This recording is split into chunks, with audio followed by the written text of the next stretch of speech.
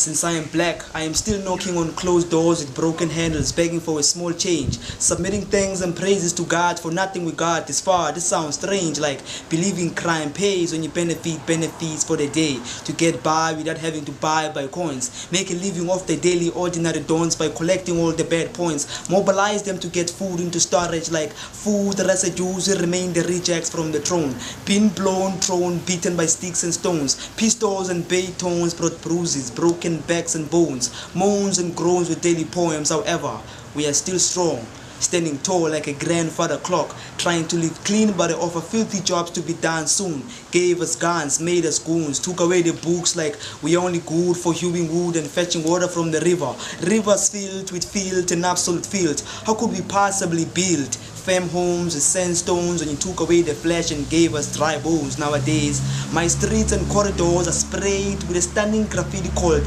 blood spills. My sisters are still wax. They manufacture infants that are still, not stillborn, but born to still stay stable, steadfastly stand the storms with stances that are stone strong. According to my ancestral traces and traits, I am not a stranger to the planet dubbed the blacks, liable to preposterous attacks caused by these ragged rags. I rock bottom from top to bottom, that's how I blossomed from riches to rags. The tall story goes on, commenced by the veterans who voted for this freedom and democracy you enthusiastically proclaim. But this is not 76, I insist. This is not 76, but in the streets I am still rioting, boycotting, prejudice and skin color bribery, police brutality, human rights violation, public harassment, callousness, ways black consciousness when we are susceptible to reliance, poor domestic servants and peasants. Each year we are dare to dare, voting for the black for votes and malans reincarnated. We are voting for the black for votes and malans reincarnated, but we cannot just rest. We need a fresh installation disc of black consciousness. My consciousness and conscious calls, what about yours? My spirit sobs when my time machine slide shows me of how blacks were taken to the dogs. They think it's nice to live a dog's life in the dog's house. Laws touch with much, now I only have poetry to spout.